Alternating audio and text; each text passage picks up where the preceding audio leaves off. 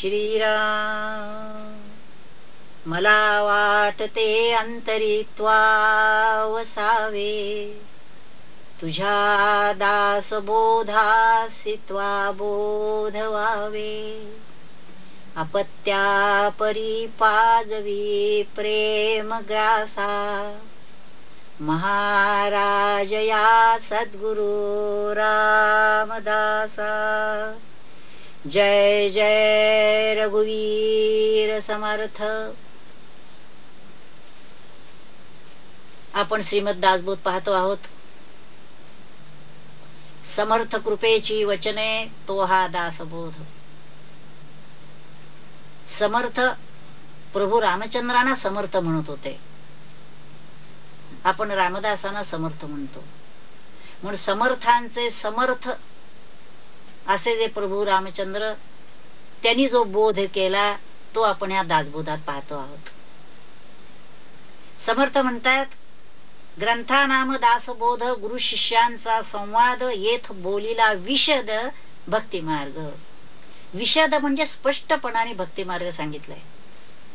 साहजिकच कल्पना अशी येते की समर्थांना भक्तीच जर सांगायची असेल तर मग कर्माचं काय केलं, ध्यानाचं काय केलं आणि ज्ञानाचं काय केलं. दासबोधात कर्माविषयी काय आलंय का नाही, पण लक्षात असं येईल की समर्थांचा कर्मावर विलक्षण भर होता. जसा भगवंतांचा होता, इतर संतांचा असतो, त्याचप्रमाणे समर्थांचाही कर्मावर भर होता. ते म्हणतात, आधी कर्माचा प्रसंग कर्म केलेची पाहे चांग. कर्म करायलाच पाहिजे आहे. किंबहुना मनोबोधात ते म्हणतात की हे सगळं जे श्रवण केल्यानंतर विवेके क्रिया आपुली पालटावी. क्रिया थांबावी म्हणत नाही, क्रिया करायलाच पाहिजे. त्यामुळे कर्म तर करायलाच पाहिजे आहे. फक्त ह्या कर्मामध्ये हा बोध अनुस्यूत पाहिजे. म्हणून कर्मावर समर्थांचा भर आहे. भक्तीवर तर आहेच, कारण नवविधा भक्ती त्यांनी सांगितलेली आहे. आणि ध्यानासंबंधी दशक 17 आणि समाज 5 मध्ये आजपा निरूपण सांगितलेलं आहे. तो समाज ध्यानासाठीच स्वतंत्रपणे लिहिलेला आहे. त्याचाही विचार आपण हळूहळू बघणार आहोत. आणि ज्ञान हे तर महत्वाचंच आहे, कारण अज्ञानाचा नाश ज्ञानाने होत असल्यामुळे अज्ञानातून जर बाहेर पडायचं असेल तर ज्ञानच आवश्यक आहे. आणि ज्ञान सांगण्यासाठीच हे सर्व ग्रंथ आहेत. आणि ज्ञान म्हणजे आत्मज्ञान. पहावे आपणासी आपण या नाव ज्ञान, अशी समर्थांनी ज्ञानाची व्याख्या केली आहे. त्याचाही आपण विचार पुढे बघू. तर इथे या ठिकाणी भक्ती मार्ग सांगण्यासाठी हा ग्रंथ आहे असं समर्थ म्हणतात. आणखी काय काय आहे या ग्रंथामध्ये. पहिला समास जो आहे, या पहिल्या समासामध्ये संपूर्ण दासबोधात काय काय सांगितलेलं आहे त्याचा थोडक्यात उल्लेख समर्थांनी केलेला आहे, की ज्या योगे श्रोत्यांना वाचकांना कल्पना येईल की दासबोधामध्ये नेमकं आपल्याला काय वाचायला मिळणार आहे, त्याच्यावरचं निरूपण काय ऐकायला मिळणार आहे आणि आपल्याला त्यापैकी काय करायचं आहे. नवविधा भक्ती आणि ज्ञान. समर्थांनी 4थ्या दशकामध्ये नवविधा भक्ती सांगितलेली आहे. श्रवणम कीर्तनम विष्णो स्मरणम पादसेवनम अर्चनम वंदनम दास्यम सख्यम आत्मनिवेदनम. श्रवणापासून आत्मनिवेदनापरची भक्ती सांगितलेली आहे आणि आत्मनिवेदन ही शेवटची भक्ती. पण प्रारंभ आहे तो श्रवणापासून. श्रवणच जर नसेल तर पुढच्या पायऱ्याही कळणं कठीण आहे आणि आत्मनिवेदन हे तर शक्यच होणार नाहीये. त्यामुळे ही नवविधा भक्ती जी आहे ती विस्तृत प्रमाणात प्रत्येक पायरीवर एक एक समाज घेऊन समर्थांनी वर्णन केलेली आहे. ती आपण हळूहळू बघणार आहोत. नवविधा भक्ती सांगितली आणि ज्ञान सांगितलंय. ज्ञान म्हणजे आत्मज्ञान. बोलिले वैराग्याचे लक्षण. परमार्थ त्याला जर प्रारंभ करायचा असेल तर काही प्रमाणात तरी वैराग्य असल्याशिवाय मनुष्य परमार्थाकडे वळतच नाही. संसारात काहीतरी मिळावं म्हणून जी काही परमार्थ केला असं आपण म्हणतो तो परमार्थ नसतो, ते असतं वाणिज्य. भगवंताची भक्ती करायची आहे, पूजा अर्चा करायची, तीर्थयात्रेला जायचं आहे आणि काहीतरी संसारातलं मागायचं आहे, असं जोपर्यंत आहे तोपर्यंत खऱ्या अर्थाने त्याला परमार्थ म्हणजे शुद्ध परमार्थ म्हणता येत नाही. म्हणून बोलिले वैराग्याचे लक्षण असं म्हणताना वैराग्यावर समर्थांचा भर आहे. आणि ते वैराग्य देखील विवेकासहित वैराग्य पाहिजे.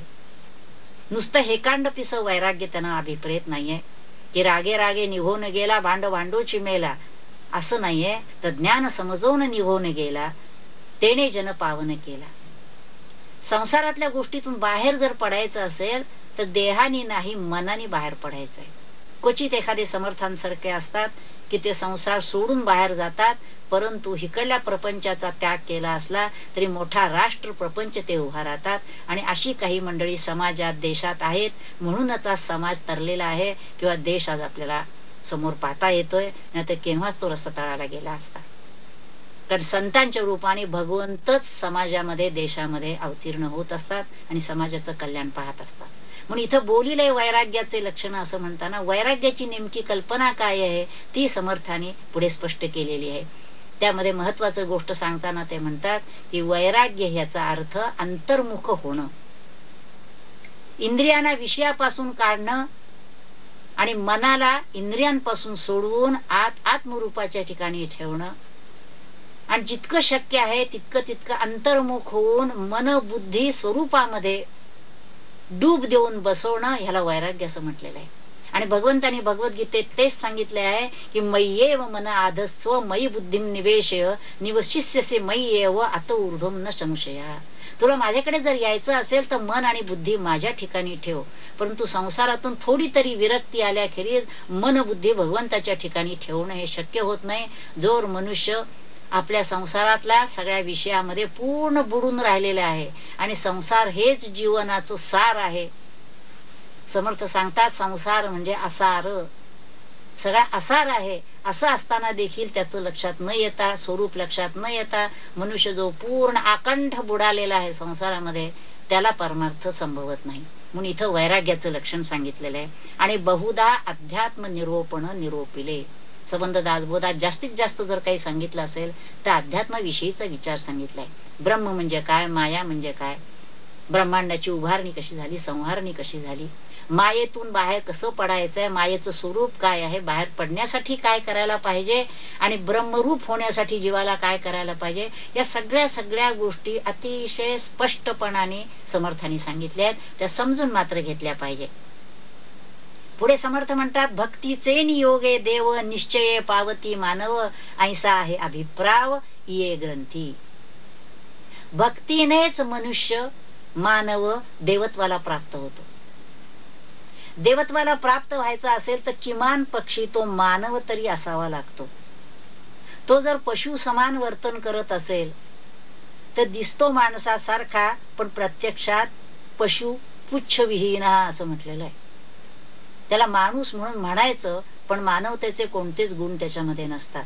तर इथं समर्थांना जे म्हणायचं आहे तो जो भक्तीच्या मार्गाने गेला तर तो मानव, याचा अर्थ तो किमान मुमुक्षु तरी पाहिजे.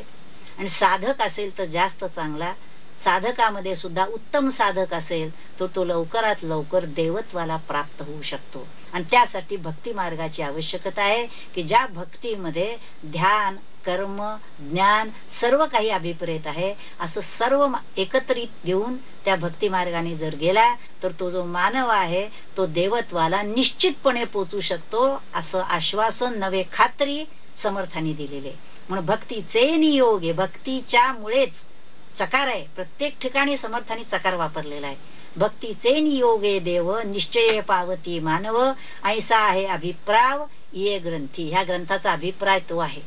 चकार तेव्हाच वापरला जातो की जेव्हा त्या व्यक्तीचा तो स्वतःचा अनुभव असतो. आणि मग अनुभवाचं मनुष्य जेव्हा बोलतो तेव्हा सांगतो खात्रीनं मी हे असं सांगतो कारण तो माझा अनुभव आहे. मुख्य भक्तीचा निश्चयो, शुद्ध ज्ञानाचा निश्चयो, आत्मस्थितीचा निश्चयो बोलिला असे. या 5व्या ओळीमध्ये समर्थ म्हणतात मुख्य भक्तीचा निश्चयो. म्हणजे भक्तीमध्ये देखील गौण भक्ती आणि मुख्य भक्ती अशी आहे असं दिसतं.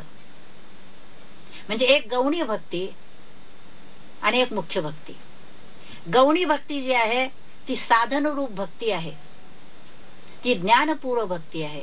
ज्ञान मिळवण्यासाठी कर्माच्या अंगाने केली जाणारी भक्ती ही गौणी भक्ती. आणि दुसरी जी भक्ती आहे ती ज्ञानोत्तर भक्ती.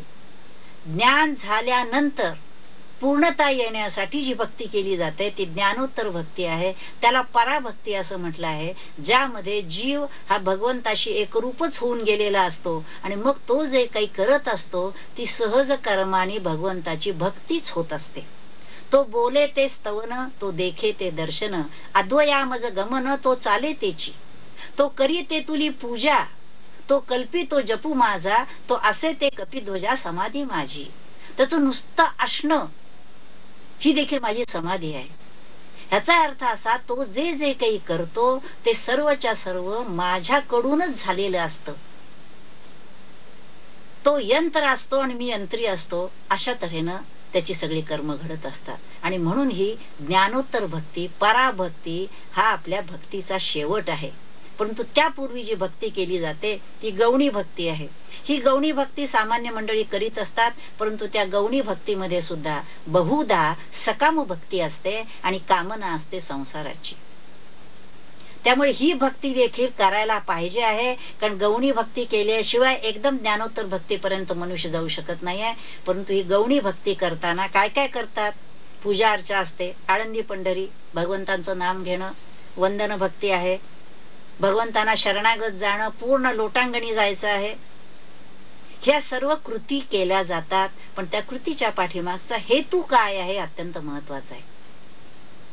प्रत्येक भक्तीचं कर्म करत असताना मला भगवंतच प्राप्तव्य आहे असा जर त्या भक्ताचा बोध असेल तरच तो दुसरी भक्ती जी आहे, पराभक्ती म्हटलं आहे, तिथपर्यंत तो जाऊ शकतो. पण ह्या कर्मामध्ये जे काही जाणार आहे, क्षणभंगूर आहे, त्याच्या आशेनच जर त्याची भक्ती होत असेल, तर जे जे काही आकाराला आलेलं आहे, जे जे काही दिसत आहे, मनाला भासत आहे, ते सगळंच्या सगळं नाश पावणार आहे, क्षणभंगूर आहे. आणि मनुष्य जर देवाची भक्ती करून या क्षणभंगूर गोष्टीत जर मागत असेल तर गोंदवलेकर महाराज म्हणत असत त्याप्रमाणे कामधेनू द्यायची आणि ताक मागायचं अशी माणसाची परिस्थिती असते. वस्तुतः भगवंताला मागायचा, मला तूच पाहिजेस असं म्हणायचं, त्याच्याऐवजी किरकोळ गोष्टी मागत बसतो. त्याचं कारण त्याचं अज्ञान. या क्षणभंगूर गोष्टींनाच तो अकारण महत्व देत असतो आणि त्याच्या पलीकडचं शाश्वत तत्व जे आहे त्या तत्वाकडे त्याचं दुर्लक्ष असते. आणि त्यामुळे ध्यान, नाम हे सगळं जरी करायचं असलं तरी ते ज्ञानोत्तर भक्तीसाठी आहे.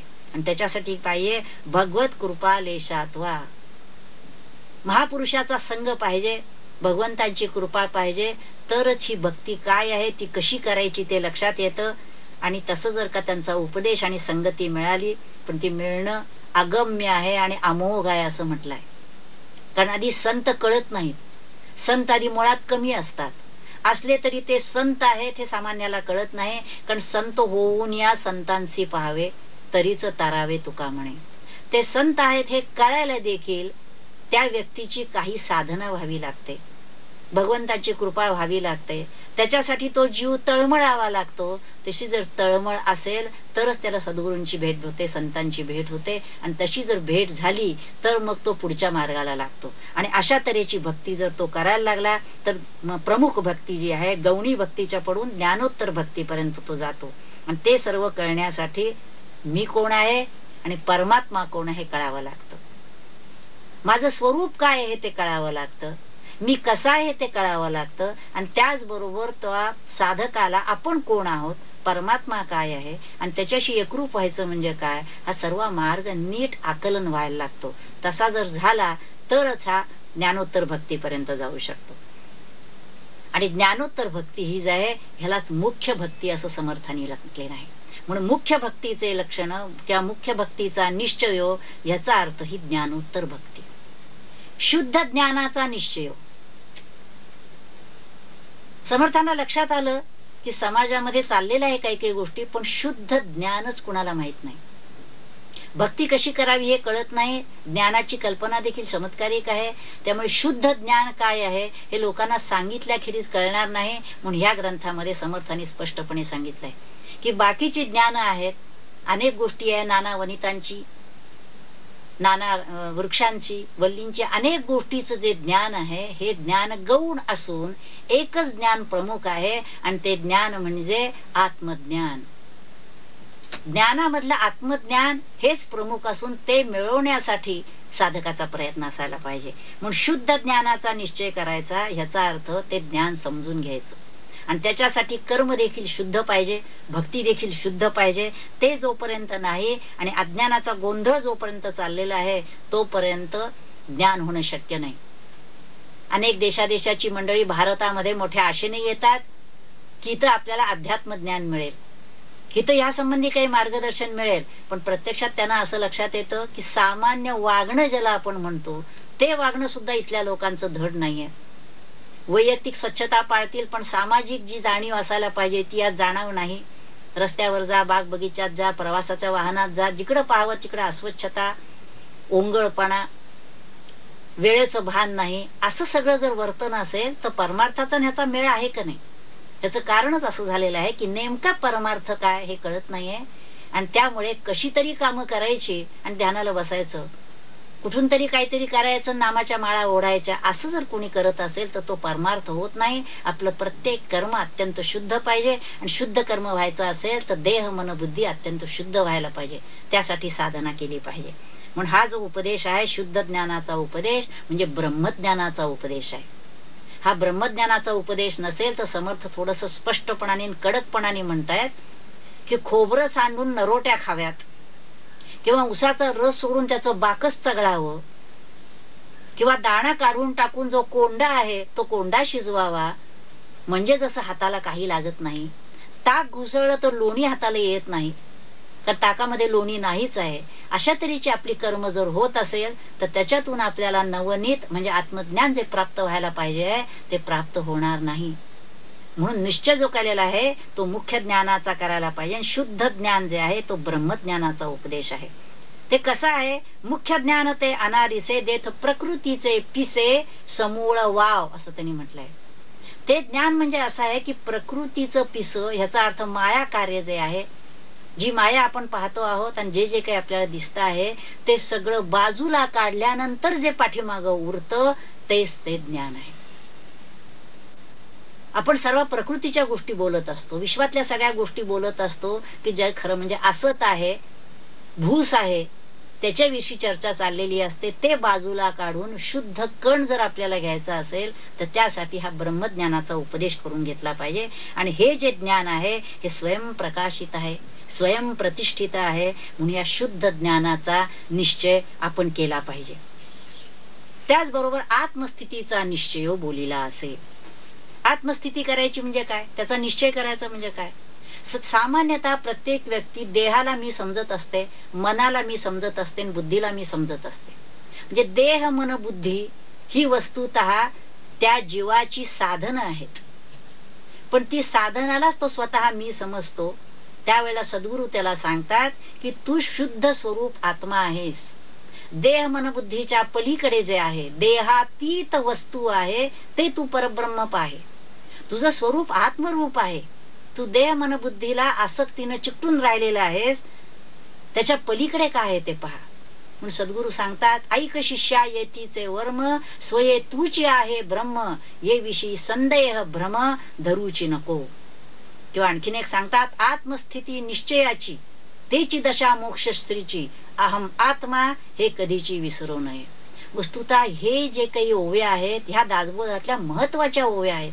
हे सांगण्यासाठी दासबोध आहे, पण त्या ओव्यांकडे सोयीस्करपणे दुर्लक्ष केलं जातं किंवा अज्ञानामुळे दुर्लक्ष केलं जातं असं आपण समजू. आणि दासबोधाचं पुष्कळ पारायण होतं, वाचन होतं, चिंतन होतं असं आपण म्हणतो, पण महत्वाचं जे काय आहे ते विसरून जातं. म्हणजे जसं जेवायला गेल्यानंतर काय केलं होतं असं जे विचारलं तर प्रमुख पक्वानाचं सांगायच्या ऐवजी, त्याचं नाव सांगण्याच्या ऐवजी चटणी पापड लोणचं काय केलं होतं त्याचंच वर्णन करावं, तसं होतं दासबोधाच्या वाचनाने. म्हणून ह्या ठिकाणी साधकांनी अत्यंत जागरूकपणे समजून घेतलं पाहिजे की ह्यातल्या कुठल्या ओळ्या महत्वाच्या आहेत. शिष्या एकांती बैसावे तेथ हे समजून घ्यावे, धरावे सांडावे प्रभंजनासी.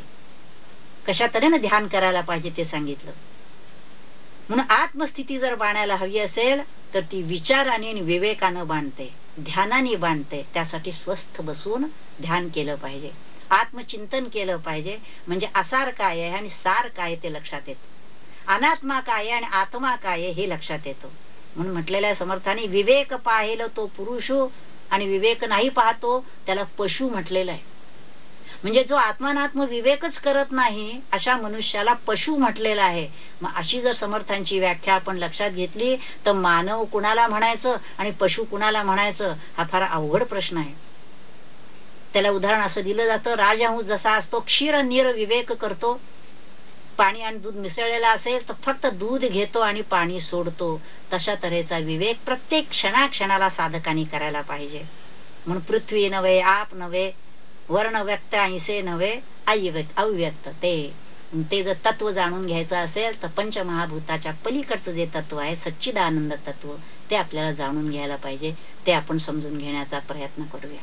हरि ओम तत्सत. नमितो योगी थोर विरागी तत्वज्ञानी संत, तो सत्कविवर परात परगुरु ज्ञानदेव भगवंत. ओम ईशावास्यमिदं सर्वं यत्किंच जगत्यां जगत् तेन त्यक्तेन भुञ्जीथा मा गृधः कस्य स्विद्धनम्. ओम शांति शांति शांति.